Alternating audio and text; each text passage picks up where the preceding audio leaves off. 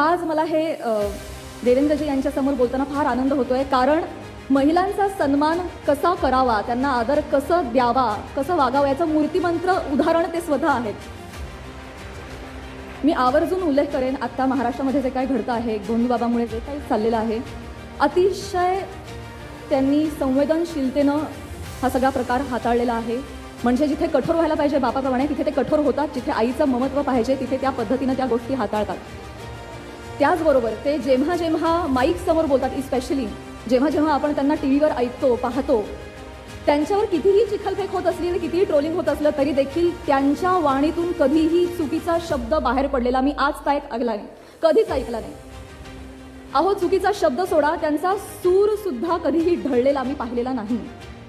तर ही अतिशय महत्त्वाची बाब आहे. मला असं वाटतं महाराष्ट्रातल्या प्रत्येकाने त्यांच्याकडून प्रेरणा घेतली पाहिजे आणि त्यांच्यासारखं बोलायला शिकलं पाहिजे.